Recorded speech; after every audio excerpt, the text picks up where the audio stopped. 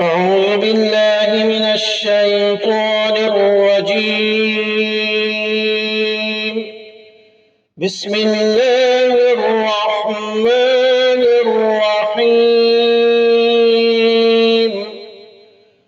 ويسألونك عن ذي القرنين قل سأتلو عليكم منه ذكرا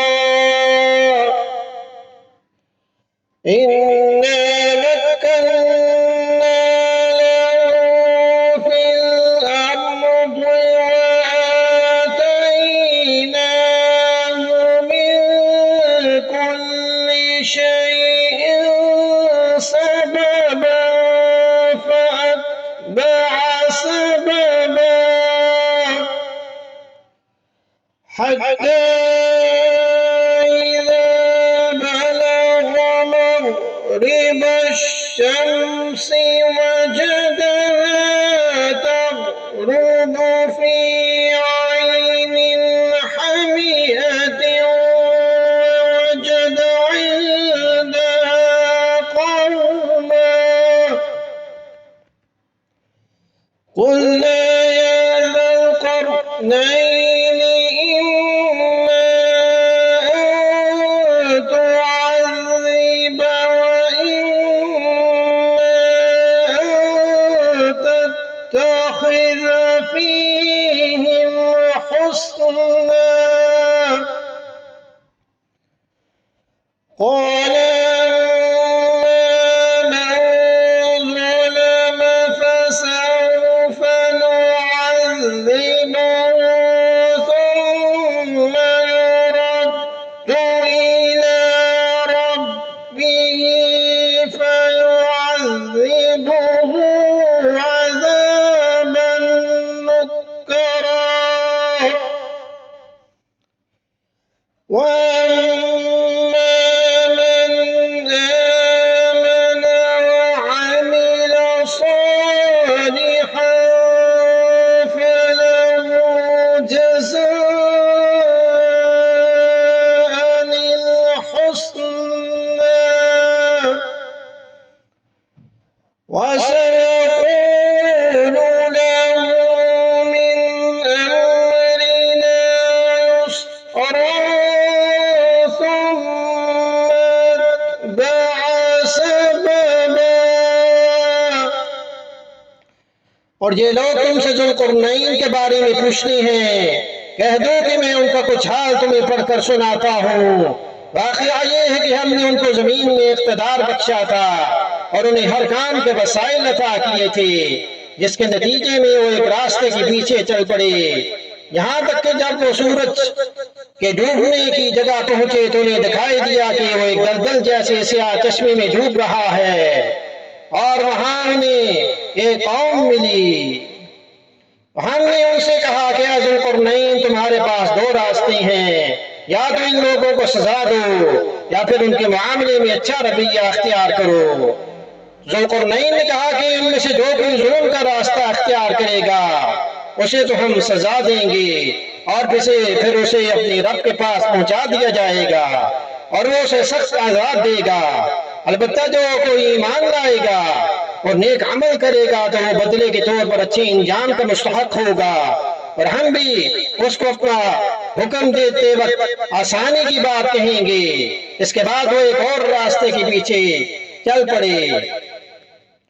तो हुज़ूर अकरम सल्लल्लाहु अलैहि वसल्लम से 3 सवाल किए गए थे, जैसा कि तफसीर में लिखा हुआ है। एक सवाल ये था कि उस शख्स का हाल बताएं जिसने मशरक से मगरब तक पूरी दुनिया का सफर किया था। यहाँ से उस सवाल का जवाब दिया जा रहा है। कुरान करीम ने बताया कि उस शख्स का नाम जुल्करनैन था, जिसके माना है दो सींगों वाला। ये किसी नामालूम वजह से एक बादशाह का लक़ब था। कुरान करीम ने इस बादशाह की तफसीलात नहीं बताई कि वो कौन था और किस जमाने में था। अलबत्ता हमारे जमाने के बेशतर मुहक्किकीन का रुझान ये है तो ईरान का बादशाह साइरस था, जिसने बनी इसराइल को बाबिल की जलावतनी से निजात दिलाकर उन्हें दोबारा फलस्तीन में आबाद किया था। कुरान करीम ने इतना बताया कि उन्होंने 3 लंबे सफर किए। پہلا دنیا کی انتہائی مغربی آبادی تک، دوسرا انتہائی مشرقی آبادی تک، اور تیسرا انتہائی شمالی علاقے تک، جہاں انہوں نے یاجوج ماجوج کے وحشیانہ حملوں سے لوگوں کو بچانے کے لیے ایک دیوار تعمیر کی تھی۔ یہ ان کے پہلے سفر کا ذکر ہے، اور مطلب یہ کہ اس وقت مغرب میں دنیا کی جو آخری آبادی تھی ذوالقرنین وہاں تک پہنچے۔ وہ ایسی جگہ تھی کہ اس کے بعد کوئی آبادی نہیں تھی، حد نظر تک سمندر پھیلا ہوا تھا، اور سمندر کی شکل بھی ایک سیاہ رنگ کی دلدل جیسی تھی، اور شام کے وقت جب سورج غروب ہوتا تو دیکھنے والوں کو ایسا لگتا کہ جیسے وہ ایک دلدل نما چشمے میں ڈوب رہا ہے۔ تو ذوالقرنین کو اللہ پاک نے یہ اختیار دیا کہ اگر آپ چاہیں تو دوسرے فاتحوں کی طرح آپ بھی ان لوگوں کا قتل عام کر کے تکلیف میں مبتلا کر سکتے ہیں، اور اگر چاہو تو ان کے ساتھ اچھا رویہ اختیار کرو۔ دوسری صورت کو اچھا رویہ قرار دے کر اللہ نے اشارہ فرمایا کہ یہ صورت بہتر ہے۔ ذوالقرنین کے بارے میں یہ بات یقینی نہیں کہ وہ پیغمبر تھے یا نہیں۔ اگر وہ پیغمبر تھے تو اللہ نے یہ بات ان سے براہ راست وحی کے ذریعے فرمائی ہوگی، اور اگر وہ پیغمبر نہیں تھے تو ان کو زمانے کے کسی پیغمبر کے ذریعے یہ بات پہنچائی ہوگی۔ اور یہ بھی ممکن ہے کہ وحی کی بجائے الہام کے ذریعے ان کے دل میں یہ بات ڈالی گئی ہو۔ ذوالقرنین کے جواب کا حاصل یہ ہے کہ میں انہیں راہ راست پر آنے کی دعوت دوں گا۔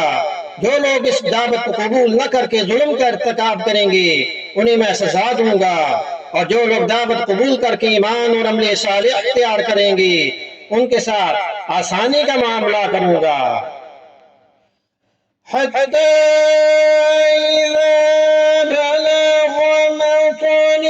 الشمس وجدها تطلع على قوم لم نجعل لهم من دونها سترا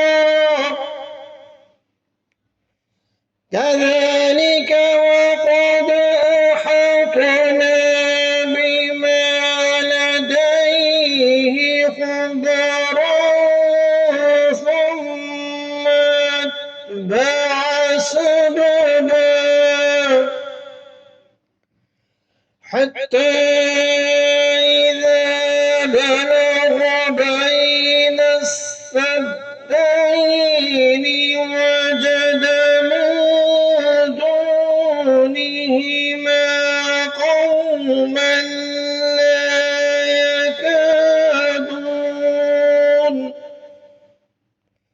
لا يكادون يفقهون قولا قالوا يا ذا القرنين إن يأجوج ومأجوج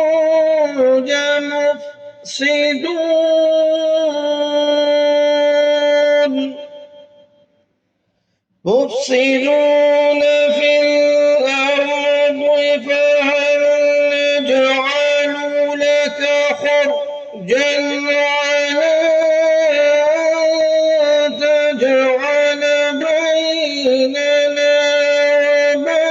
وبينهم سدا۔ یہاں تک کہ جب وہ سورج کے طلوع ہونے کی جگہ پہنچے تو انہوں نے دیکھا کہ وہ ایک ایسی قوم پر طلوع ہو رہا ہے جسے ہم نے اس کی دھوپ سے بچنے کے لیے کوئی اور مہیا نہیں کی تھی۔ واقعہ اس طرح ہوا کہ ذوالقرنین کے پاس جو کچھ ساز و سامان تھا ہمیں اس کی پوری خبر تھی۔ اس کے بعد وہ ایک اور راستے کے پیچھے چل پڑے، یہاں تک کہ جب وہ دو پہاڑوں کے درمیان پہنچے تو انہوں نے ان پہاڑوں سے کچھ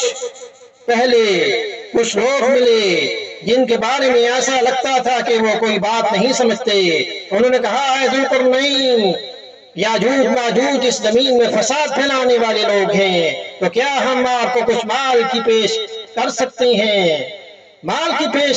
سکتے ہیں جس کے بدلے آپ ہمارے اور ان کے درمیان کوئی دیوار بنا دیں۔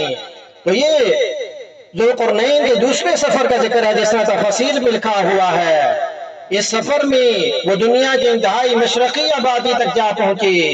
یہاں کچھ لوگ رہتے تھے، ان میں مکان بنانے اور چھتیں ڈالنے کا دستور نہیں تھا، سب کھلے میدان میں رہتے تھے، اس لیے دھوپ سے بچاؤ کے لیے کوئی اور نہیں تھی، بلکہ سورج کی کرنیں ان پر براہ راست پڑتی تھیں۔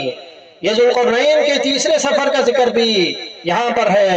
یہ قرآن کریم نے اس سفر کی سمت متعین نہیں فرمائی، لیکن بیشتر مفسرین کا خیال یہ ہے کہ یہ سفر شمال میں دنیا کی انتہائی آبادی کی طرف ہوا تھا۔ یہاں کے لوگوں کی زبان بالکل مختلف تھی، اور حلیہ بھی ایسا ہو کہ ان میں کچھ سمجھ کے آثار نظر نہ آتے ہوں، اور جو گفتگو ہوئی وہ یا تو کسی ترجمان کے ذریعے ہوئی ہوگی یا اشاروں سے۔ تو یاجوج اور ماجوج دو وحشی قبیلے تھے جو ان پہاڑوں کے پیچھے رہتے تھے، اور تھوڑے تھوڑے وقفوں سے وہ پہاڑوں کے درمیانی دروے سے اس علاقے میں آ کر قتل و غارت گری کا بازار گرم کرتے تھے۔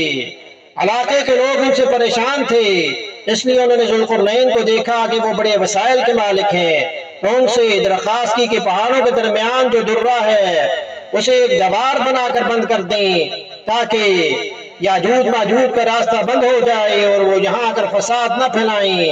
اس کام کے لیے انہوں نے کچھ مال کی پیشکش کی، لیکن حضرت ذوالقرنین نے کوئی معاوضہ لینے سے انکار کر دیا، البتہ یہ کہا کہ تم اپنی افرادی طاقت سے میری مدد کرو تو یہ دیوار بلا معاوضہ بنا دوں گا۔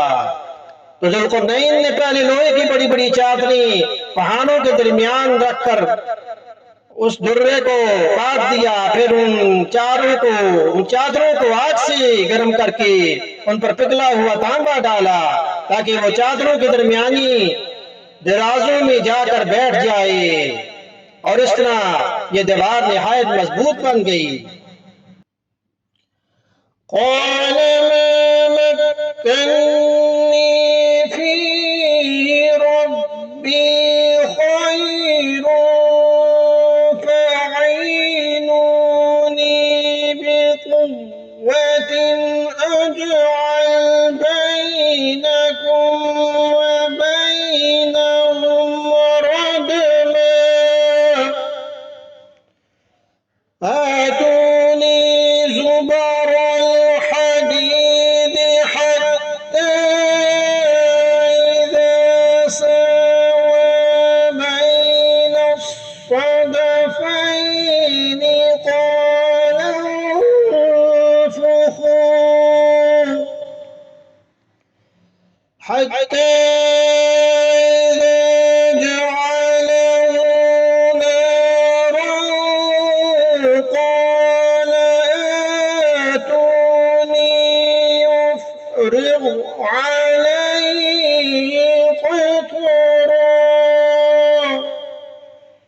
فما استطاعوا أن يظهروا وما استطاعوا له نقبا۔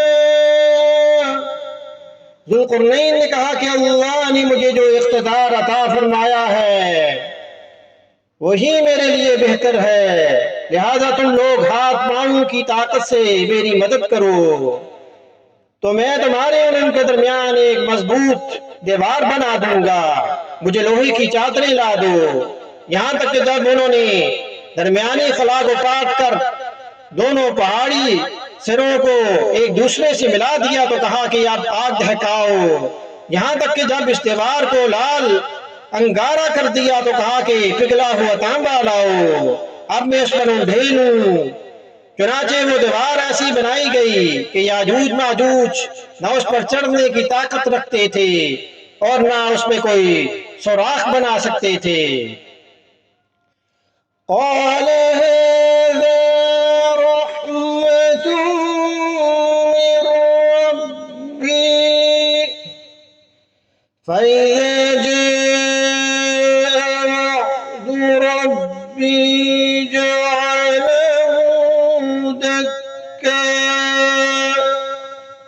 وَكَانَ وَعْدُ رَبِّي حَقًّا۔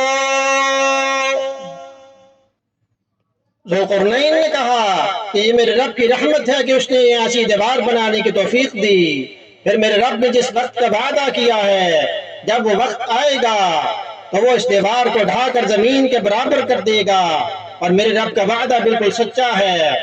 تفسیر میں لکھا ہے ذوالقرنین نے اتنا بڑا کارنامہ انجام دینے کے بعد دو حقیقتوں کو واضح کر دیا کہ ایک یہ کہ یہ سارا کارنامہ میرے قوت بازو کا کرشمہ نہیں بلکہ اللہ کی رحمت سے مجھے اس کی توفیق ہوئی ہے، اور دوسرے یہ کہ اگرچہ اس وقت یہ دیوار بہت مستحکم بن گئی لیکن اللہ تعالیٰ کے لیے اسے توڑنا کچھ بھی مشکل نہیں۔ جب اللہ تعالیٰ کو منظور ہوگا یہ قائم رہے گی، اور جب وہ وقت آ جائے گا جس میں اللہ تعالیٰ نے اس کا ٹوٹنا مقرر کر رکھا ہے تو یہ ٹوٹ کر زمین کے برابر ہو جائے گی۔ آمین۔